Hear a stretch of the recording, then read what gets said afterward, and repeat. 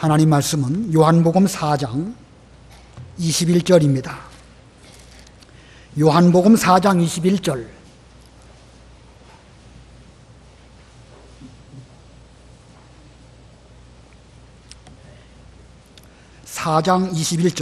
예수께서 말씀하셨다. 여자야, 내 말을 믿어라. 이 산에서나 예루살렘에서나 상관없이 너희가 아버지께 예배할 때가 온다. 너희는 알지 못하는 것을 예배하지만 우리는 아는 분께 예배하니 이는 구원이 유대인들에게서 나기 때문이다. 그러나 참 예배자들이 영과 진리로 아버지께 예배할 때가 오는데 지금이 그때이다. 아버지께서는 자기에게 이렇게 예배하는 자들을 찾으신다. 하나님은 영이시므로 그분께 예배하는 자들은 영과 진리로 예배해야 한다. 여자가 그분께 말하기를 저는 그리스도라는 메시아가 오신다는 것을 압니다. 그분께서 오시면 우리에게 모든 것을 알려주실 것입니다 라고 하니 예수께서 말씀하셨다. 내게 말하고 있는 내가 바로 그이다. 거기까지 봉독합니다. 여기 23절에 보면 그러나 참 예배자들이 영과 진리로 아버지께 예배할 때가 오는데 지금이 그때이다. 아버지께서는 자기에게 이렇게 예배하는 자들을 찾으신다. 여기 참 예배자라는 표현이 있고 하나님 아버지께서는 이렇게 예배하는 자들을 찾으신다라고 표현하고 있습니다. 지난 주일과 같은 제목으로 오늘도 참 예배라는 제목입니다. 하나님께서는 자기에게 참 예배를 드리는 사람을 찾고 계신다라고 예수님께서 말씀하셨습니다. 우리는 이 예수님의 말씀처럼 이렇게 예배하는 참 예배자들인가? 이 시간 우리 자신의 모습을 살펴보아야 할 것입니다. 솔로몬 때에 예루살렘의 성전을 건축하였고 솔로몬의 아들 르호보암이 왕이 되었는데 그 르호보암이 정치를 잘못함으로 나라가 둘로 쪼개지게 되었습니다. 남쪽은 유다라고 하는 나라 이름을 썼고 북쪽은 이스라엘이라고 하는 나라 이름을 썼습니다. 그런데 그들의 신앙은 어떠하였을까? 남유다는 솔로몬 성전이 그들의 경내 안에 있었기 때문에 거기서 하나님께 예배를 했고 북이스라엘은 성전이 없으니까 얼마 지나서 사마리아 지역에 있는 세겜 성 근처 그리심이라고 하는 산에 자기들 나름대로 성전을 짓기는 지었는데 그것은 모세가 말한 혹은 성경의 정통성을 물려받은 그런 성전이 아니고 짝퉁 성전입니다. 그래서 각각 그들은 예배를 드렸습니다. 유다는 예루살렘에서, 사마리아 사람들은 그리심산에서, 그리고 세월이 점점 흘렀습니다. 예루살렘과 그리심산에서 각각 드리던 예배는 시간이 흐르는 가운데에서 어떻게 되었을까? 예루살렘 성전의 예배는 율법을 따라서 그들은 예배를 드렸지만 점점 그들의 예배는 형식적으로 변질되어졌고 예수님께서는 그 잘못된 예배를 책망하시고 개혁하시기 위하여 소와 양들을 성전에서 쫓아내셨고 돈 바꾸는 자들도 나아가도록 그렇게 하심으로 성전 개혁을, 예배 개혁을 하셨습니다. 아무튼 그들의 예배도 하나님께서 찾으시는 올바른 예배는 아니었습니다. 그러면 사마리아 사람들이 그리심산에서 드렸던 예배, 그들은 처음부터 비성경적으로 예배를 드렸을 뿐만 아니라 그들이 아무리 열정적으로 여러 가지 예배를 했다 할지라도 역시 하나님께서 찾으시는 그와 같은 예배는 아니었습니다. 그런 면으로 보면 예루살렘의 예배도 시간이 지남에 따라서 변질되었고 사마리아 사람들이 그리심산에서 드렸던 그 예배 역시도 합당한 예배가 아니었습니다. 왜 이런 일이 일어났을까? 적어도 예루살렘에서 드렸던 예배만큼은 변질되지 않았어야 되는데 왜 그런 일이 일어나고 말았을까? 시간이 그만큼 무서운 것입니다. 아무리 율법에 따라서 예루살렘 성전에서 예배를 드렸다 할지라도 인간 마음속에 있는 본연의 부패성은 시간이 지나면 드러날 수밖에 없습니다. 마치 깨끗이 청소를 잘했다 할지라도 시간이 지나면 곰팡이가 피는 것처럼 인간의 여러 가지 일들, 특별히 하나님을 섬긴다고 하는 예배의 형식이나 예배의 제도, 외적인 이런 면에는 이런 일이 일어날 수밖에 없음을 성경은 우리들에게 보여주고 있습니다. 자, 우리 하나님께서는 이러한 가운데서도 역사적으로 참 예배, 올바른 예배를 드리는 사람들을 찾고 계신다라고 말씀하셨습니다. 자, 어떻게 예배하는 것이 하나님께 합당한 예배일까? 우리 사람들 하는 말 가운데 지성이면 감천이다, 이런 말이 있습니다. 지극한 정성을 들이면 하늘도 감동한다, 그런 뜻이지요. 신앙적으로 그 말이 맞는 말일까요? 우리가 정성을 잘 들이면 그런 정성을 하나님이 기뻐 받으실까? 호세아 4장에 보면 내 백성이 지식이 없으므로 망하는도다 라고 말씀하고 있습니다. 하나님을 잘 모르는 거예요. 하나님의 대서도 알지 못하고 하나님께서 정하신 법도 제대로 알지 못하면서 인간적으로 정성껏 예배를 드린다고 하기는 하는데 그런 예배, 그런 식의 제사 하나님 받으시지 않습니다. 그들은 무지한 것이고 무식한 것이고 지식이 없기 때문에 나름대로는 지성이면 감천이라고 해서 열심히 정성을 드리지만 하나님이 원하시는 방법대로 제사를 드리지 않았기 때문에 그들의 제사 하나님이 받지 않으셨습니다. 오늘날 우리도 예를 들어서 아침마다 100일 동안 기도하고 1000일 동안 기도한다, 그것이 이루어질까? 또는 자기 목적을 위해서 주기도문을 계속해서 암송을 하는데 뜻도 모르고 또 목적도 분명하지 않은 가운데에서 마치 다른 사람들이 주문 외우듯이 주기도문을 계속 외우면 그것이 감천이 돼서 하나님께서 우리에게 선한 길로 인도해 주실까? 정상적인 신앙으로 볼 때에는 그건 말도 안 되는 일입니다. 하나님을 바로 알고 하나님의 뜻을 바로 아는 가운데에서 하나님께서 원하시는 방향으로 정성도 드리고 기도도 드려야 하는데 그렇게는 하지 않으면서 엉뚱한 방향으로 죽어라 정성을 드린다고 하면 그것은 방향 자체가 잘못된 것이기 때문에 하나님께 상달되는 예배 될 수가 없습니다. 오늘 본문에도 23절에도 안다라는 말씀이 22절에 안다라는 말씀이 2번 나오고 25절에도 그 사마리아 여자가 안다라는 말씀이 또 2번 나옵니다. 아는 게 중요한 것입니다. 바로 알고 예배를 드릴 때에 합당한 예배가 될 수가 있는 것입니다. 자, 우리가 성경을 어떻게 바로 알고 바른 예배를 드려야 할까?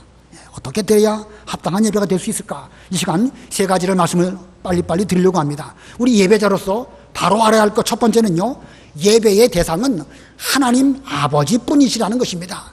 예배의 대상 하나님 아버지뿐이시다.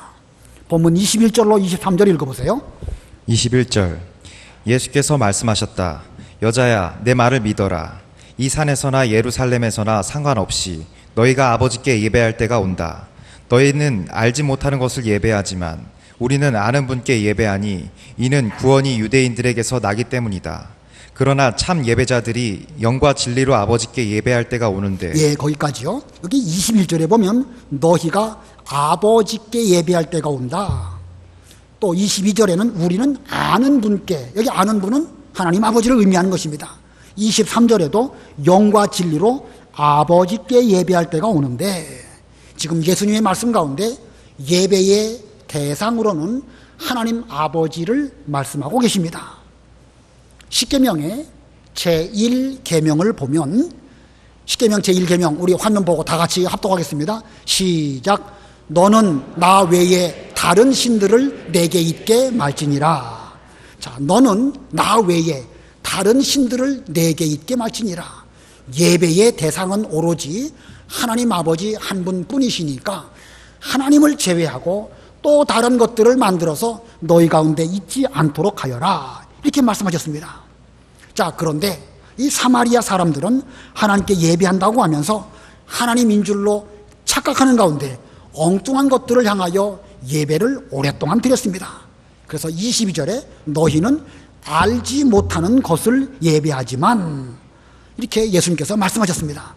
하나님이신지 우상인지 이것도 알지 못하는 가운데 사마리아 사람들은 오랫동안 그리심산에서 자기들 마음속으로는 여호와 하나님께 예배 드린다고 했지만 사실은 우상에게 예배를 드리는 그런 가운데 있었습니다. 그들은 열심히 예배했지만 결국은 우상에게 예배한 것이고 그것은 헛일이 되고 말았던 것입니다. 사마리아 사람들이 어쩌다가 이렇게 되었을까? 사마리아 사람들이 어쩌다가 그렇게 우상을 하나님인 줄 알고 섬겼을까?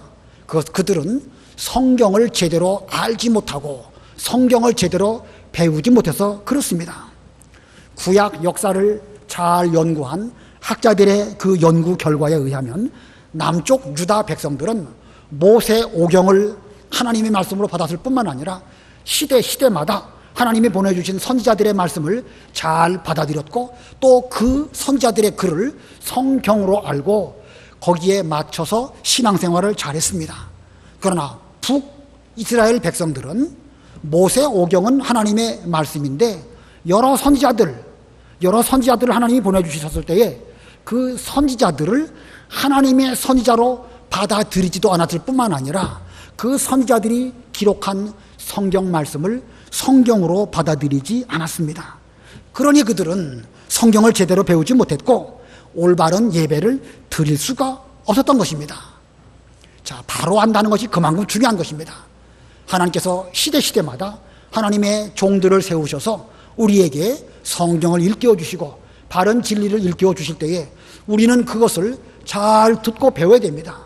물론 옛날에 배운 거 중요하고 옛날에 배운 거 우리에게 신앙의 밑거름이 되었지만 그 시대에 주시는 영적 양식을 또한 잘 깨우쳐서 하나님께서 지금 이 시대에는 어떻게 우리를 인도하고 계실까? 그것을 분별하지 못한다고 하면 그렇게 될 수 있는 것입니다. 자, 이렇게 예배의 대상은 하나님뿐이시고 그것은 성경을 통하여 배워야 되는데 이 사마리아 사람들은 그것을 제대로 배우지 못했습니다. 자, 그러면 예배의 대상은 하나님이신데 예배는 누가 드리는 것일까? 예배는 누가 드리는 것일까? 이게 23절에 보면 그러나 참 예배자들이 영과 진리로 아버지께 예배할 때가 오는데 여기 참 예배자들이 영과 진리로 아버지께 예배드린다. 여기 예배자, 예배라고 하는 행위를 하는 사람을 말하는 것입니다. 누구일까요? 오늘날 참 예배자 할 때 예배자는 누구일까? 목사일까요? 성도일까요? 예, 성도님인 것이 너무나 당연한 것이고 목사인 그 신분 역시도 성도 가운데 있는 한 사람일 뿐입니다.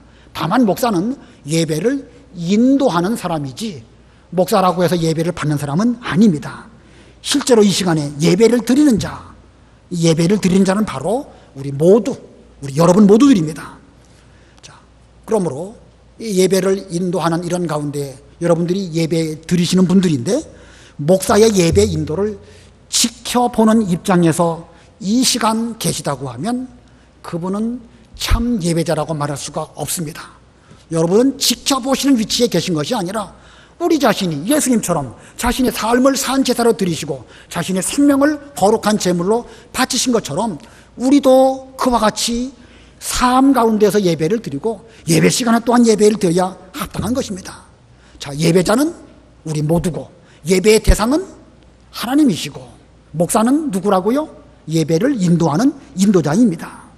자, 그런데 예배를 드리는 성도가 때로는 예배를 받는 하나님의 자리에 앉아있는 경우가 은연중 나도 모르게 그렇게 될 수가 있습니다.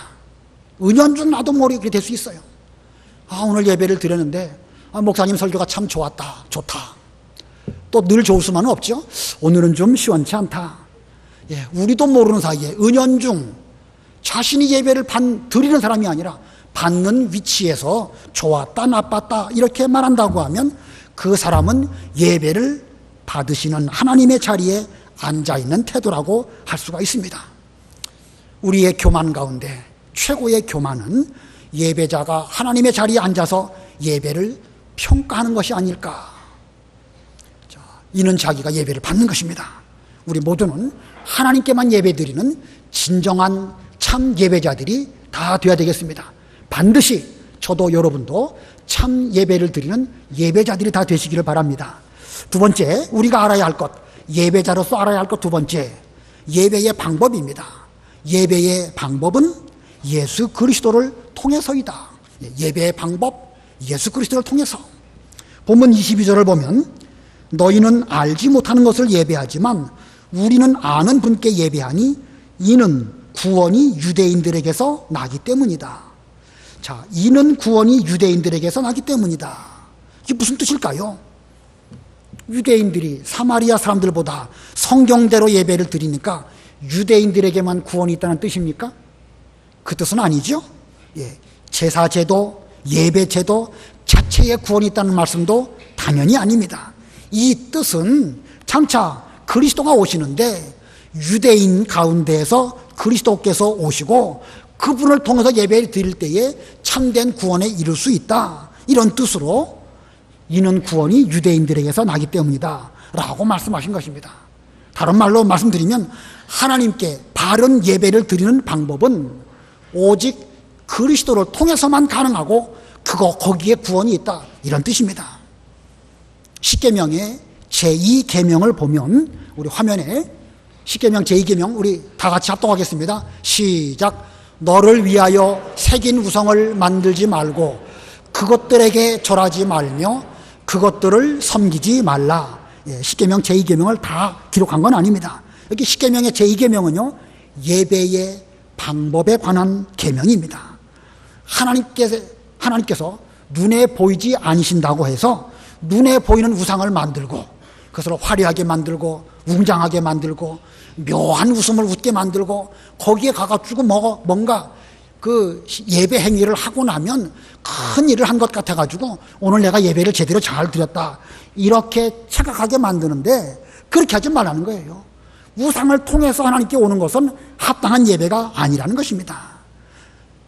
구약시대에 참 예배자들은 소나 양의 제물을 드리면서 장차 오실 그리스도를 바라보고 그들은 제사를 드렸고 예배를 드렸고, 신약시대에 예수님의 십자가와 부활의 능력을 의지해서 예수님의 이름으로 우리가 예배 드릴 때에 이 예배가 하나님께 상달되어지는 합당한 예배의 방법입니다.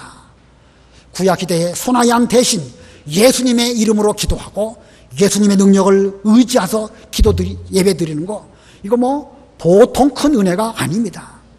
여러분이 구약시대에 사는데 구약시대에 소 한 마리나 양 한 마리를 잡아가지고 그 피를 받아가지고 제단에 뿌리고 예배를 드리려고 한번 한다고 생각해 보세요. 이게 얼마나 큰 일이겠습니까?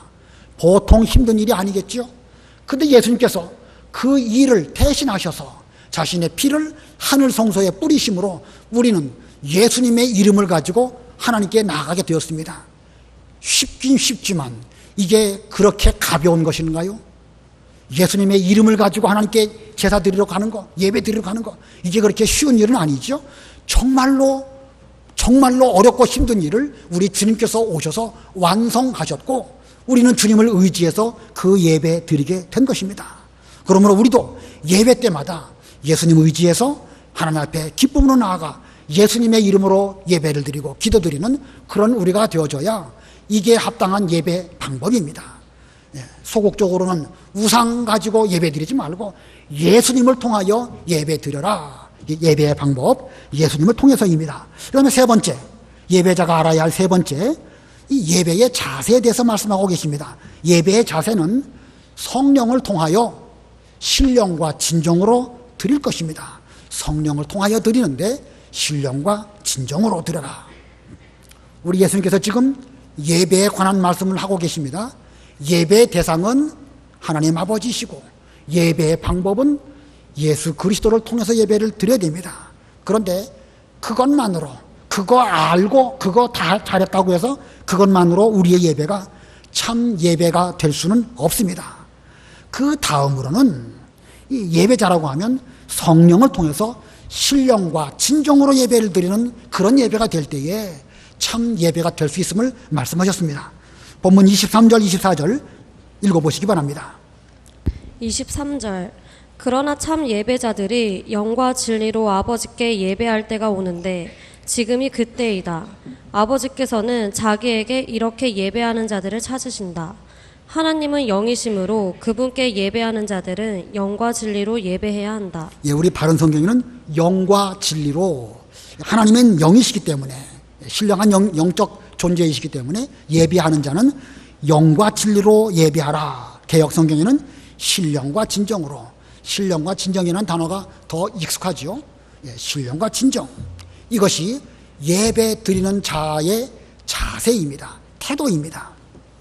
십계명 제3계명 거기 뭐라고 되어 있는가? 다 같이 합독하겠습니다. 시작.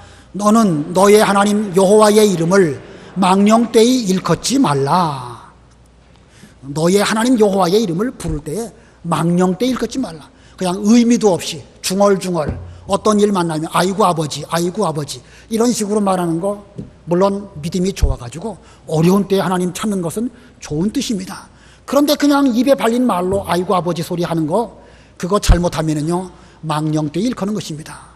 우리가 예배 드릴 때에, 기도 드릴 때에 하나님 아버지의 이름을 부르지요. 정말 여기 하나님께서 우리 예배를 받으신다 라고 하는 그런 마음으로 신령과 진정을 가지고 그 하나님께 그렇게 불러야 되는데, 그렇게 하지 아니하고 그냥 입에 바른 말로 그 아버지 이름을 남발하는 거 합당하지 않습니다. 이 제3계명, 이 3계명은 예배자의 자세로서 소극적으로는 여호와의 이름을 부를 때에 망령되이 일컫지 말을 뿐만 아니라 좀 적극적으로는 하나님의 영이신 성령을 통하여 신령과 진정으로 예배하라는 뜻입니다. 신령이라는 게 무엇이죠? 성령의 영적 감동입니다. 성령께서 주시는 영적 감동, 그게 신령이고, 진정을 다른 표현으로는 진리라고 할 수 있는데, 성령으로 인하여 깨닫는 영적 지각입니다. 우리 사람에게는 이성과 감성이 있죠.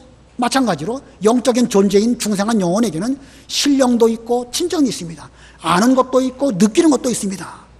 이 양면이 겸비될 때에 합당한 예배가 되는 것입니다. 유대인들, 예루살렘 성전에서 성경대로 지식을 따라서 예배를 잘 드렸다고 하지만, 그들은 겉으로는 경건한 예배일지 몰라도 몸이 건조하고 아무런 감동이 없었습니다. 거꾸로 그리심산에서 드렸던 사마리아 사람들의 예배, 그들은 이방 어떤 것들을 본받아 가지고 열심히 하나님의 이름을 부지런히 외쳤지만 거기에는 진리가 없어요. 영적 감동은 혹시 있을지 몰라도 그건 영적 감동도 아닙니다. 진리를 벗어났기 때문에 합당한 예배라고 할 수가 없는 것입니다. 오늘날 우리의 예배는 어떠할까? 우리가 오랫동안 보수신앙으로 예배를 드린다고 하는 것 정말로 좋은 것입니다.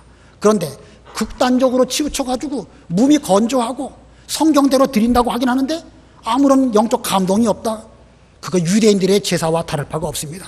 거꾸로 오늘날 예배를 드린다고 하면서 열린 예배, 열광적으로 하나님을 부르짖고 막 박수를 치고 악기를 동원하고 하긴 하지만 거기에 뭐가 없죠? 진정이 없는 거예요. 진리가 없는 거예요.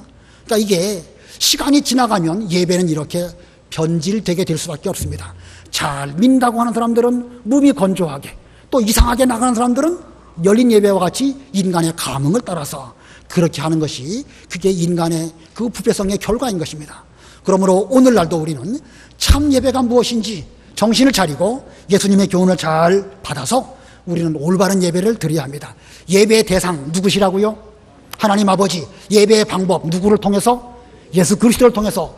예배의 자세 성령을 통하여 신령과 진정으로. 이것이 10계명 1계명부터 3계명 가운데 있는 말씀입니다. 제4계명이 뭐죠? 안식일을 기억하여 거룩하게 지켜라. 이것은 예배의 시간, 예배의 때에 대하여 말씀하고 있습니다. 그러므로 10계명 1계명부터 4계명까지는 하나님에 관한 계명인데 곧 예배에 관한 계명이라는 사실 기억하시고 그 계명대로 예배를 잘 들으셔서 하나님이 찾으시는 참 예배자들 다 되시기 바랍니다.